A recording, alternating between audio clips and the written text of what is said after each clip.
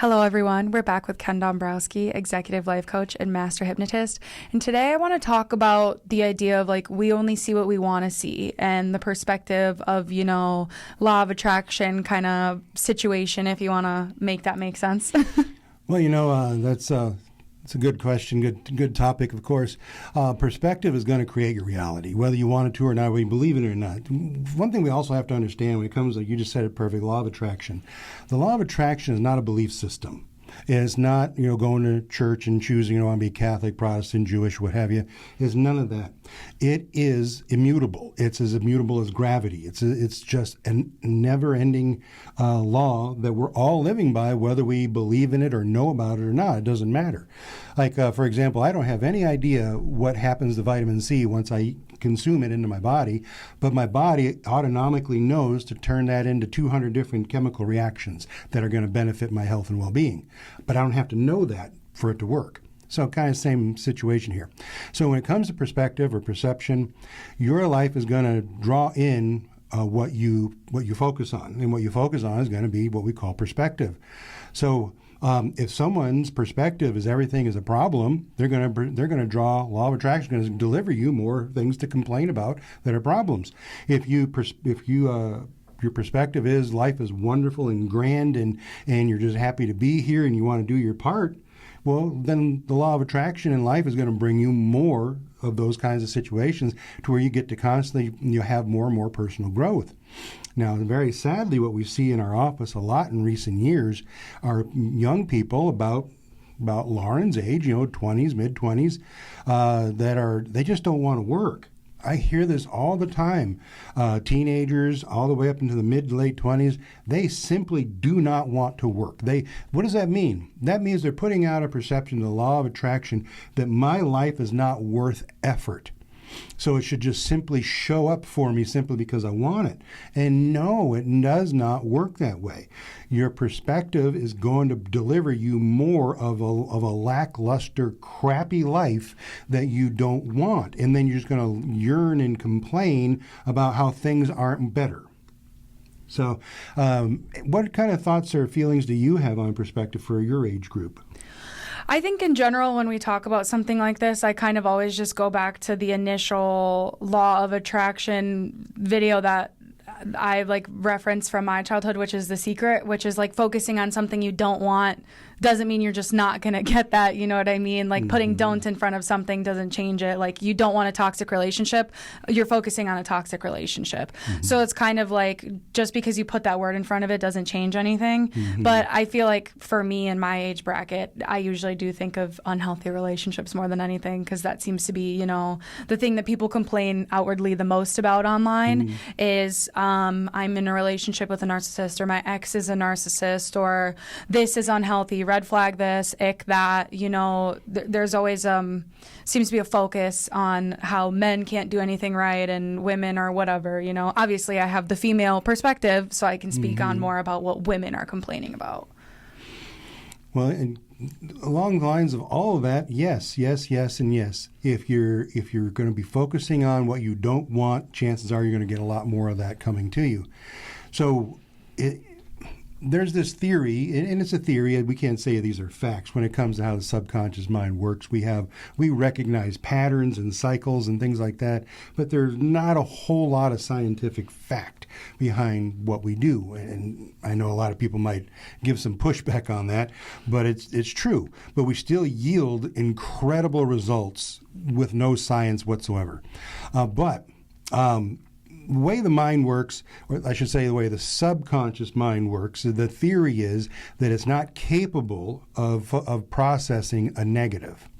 So if you say, I don't or do not want another crappy relationship, it doesn't register the not part. That's the negative. So what it's hearing and processing is, I do want another narcissistic relationship, or I don't want to smoke anymore.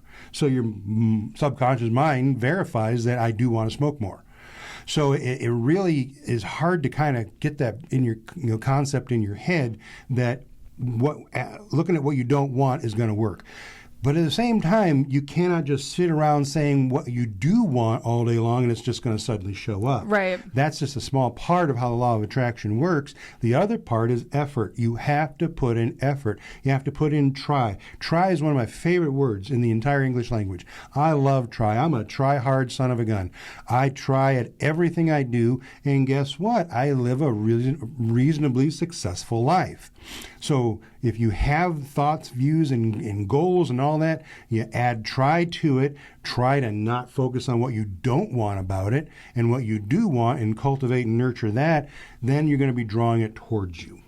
I have a question, just like, for a little bit of clarification for myself. Is at the beginning of the video, we were talking about how people tend to focus on, like, I don't want to work. So, like, in the same situation of, like, putting not in there, it obviously doesn't change the fact that people need to have a job. Mm-hmm. But, like, where does that play in? Does it just, like, is that people just, like, trying to find a reason to be lazy, or how does that play? And that's the other part of it. See, that there is... not wanting to do something that's positive is also going to be a negative. So I don't want to work. I do not want to work. Then they should be struggling with how they do want to work. But see, this is where it gets trickery on us a little bit. That's why I was asking. So yeah, if someone is saying I don't want to work, that's going to be rooted in negativity. It's rooted in anger. It's rooted in animosity and resentment, and a deep desire to not work.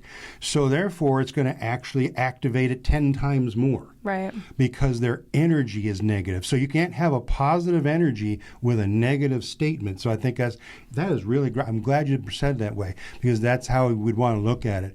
Cannot have a positive intent with a negative statement and expect it to work out well. Okay, yeah, because I was like, I need that clarification, because we started on the other hand and then we went a different way, and I figured someone might have that question that's watching this video, and I think that's important. Also, like what we were talking about is like my original thought process is like people see what they want to see. So like if you see that everything is toxic around you, or all the relationships are toxic, or everyone that you've ever dealt with is toxic, you're probably just going to attract more toxic because of that. It's like you're seeing what you don't want because that's where your focus is. Well, what's the appeal of toxic people? Toxic people are not boring. Yeah. Toxic people are going to bring excitement, intrigue into your life, and that makes you feel good. It makes you feel part of something. It gives you something to focus on and think about and work on and gossip about. Sorry, but good-natured people are mostly boring. Right. They really are. A boring life is a much better life filled with meaning and purpose, but a life of tumultuous negativity and anger and animosity, narcissism, fitting into the physical world of everything, and everything's instant gratification, there's a lot of excitement there. Right. Because first thing is, negative habits, they are about instant gratification. Instant gratification will deliver you dopamine, oxytocin, and endorphins, which are all feel-good chemicals in the brain. So there's a reason right there to do things that are negative. So like you can go to McDonald's and eat a crappy meal, but it tastes good, it excites the brain, it's designed, engineered to make you feel good in that moment, and then that makes you crave for it again the next day, because your brain said, how easy was it to get an endorphin rush? I just had to eat a McDonald's hamburger and fries because it tasted so good that I want it again and again and again. So there is kind of an addictive element there. So it's harder to want. Well, I say this all. What do I say all the time? Does anyone ever call our office saying I'm hooked on more vegetables, or yeah. I'm eating way too much broccoli and spinach? We've never heard that, because there's no excitement that comes. There's no burst of oxytocin or endorphins that come from that. So with that being, again, it's like a mental gymnastics. It's kind of, if you're trying to make this make sense, it's not going to. It's not black and white. You have to kind of go with it. So like I tend to speak in non-absolutes. I don't like absolutes where you say everybody everybody always does this, or nobody should ever do that. I shy away from that. Of course, I can have a slip and say it from time to time, but I certainly don't mean that. We're looking at what works most of the time for most people. Now, what I've shown for myself, and I've proven to myself over and over again in my life, that using negatives actually works for me. A lot of successful people, they do not just have this ridiculous positive affirmation mindset and everything just falls into place. No, they have goal setting, and then they can also identify the shortfalls to try to avoid them. Because if you don't, you're likely to hit those shortfalls, and you can have a huge, colossal failure. So it's kind of a little game you have to play back and forth. So one example for me, I don't know if I've ever shared this one with you. When I'm at the top of a set of stairs, and I'm walking down, and this is pretty much every single time in my entire adult life, I don't want to fall down these stairs. That's what I think. At the top of the stairs, I do not want to fall down. So if you use that philosophy that you can't process a knot, so then therefore I should be falling down the stairs all the time. But no, because I get a vision in my mind of tumbling down these stairs, breaking something of my body, breaking the stairs, having to go to the hospital, that makes me hyper vigilant as walking down the stairs. And I can't remember if I've ever fallen down a flight of stairs. I don't think I ever have. And I think it's largely because I picture it, I don't want it, and therefore I take extra precautions to make sure it doesn't happen. So you say, a negative can be processed, but it's only under certain contexts. I think I totally get where you're coming from, because that's how I feel when I'm driving. Like, I don't want to be an overly offensive or defensive driver, but I'm like, I don't want to get sideswiped, or I don't want to have this accident. So it makes me more cautious, but I don't overreact either. It just makes me pay attention where maybe not everyone does, So I think that makes total sense. But I mean, just back to the original idea of like a healthy life is boring. I think that makes total sense. And also I think people make your problems as big as they're going to be, because like obviously I've been around you my entire life, and I've watched you take problems that I think other people would just blow out of proportion and let ruin a couple days, weeks, months, and you don't give a shit in an hour. You know what I mean? Like you just have the ability to process and kind of like leave things where they are, which is kind of the proof of this. Like, you're not sitting there like, I don't want this, I don't want that, I can't handle this, oh, let me tell everybody I know. You feel what you need to feel, think what you need to think, on to the next day. You're very observant, even as a little girl. She's just always amazing, so smart, always super sharp. What she's saying is exactly right. I could have a huge problem in life, a challenge, an obstacle, and I might allow myself to commiserate over it for whatever, depending on the size and intensity of it. It might be a minute, an hour, a day, a week. Could be even, if it's something really colossal, it's going to be crushing. But then I at some point, very shortly, I'm going to turn it into, okay, what do I need to do about this now? Now, how do I take care of this to make it better, to make everything right? And so then I start going in a new direction. And I've known countless people in my life who are still 20, 30, 40, 50 years later, are still miserable over something that happened that they've just never been able to work past or get over. And I just think, if you could just follow these simple instructions, your life would be in a whole different place right now. Right. I think that's what it is, because like there's obviously I work with you, so I like any of the work related situations I want to fall apart, and you're like, Lauren, shut up. You know what I mean? Like, obviously not that way, but right. It's just that simple for you. Like there's no reason to panic over something that might or might not happen.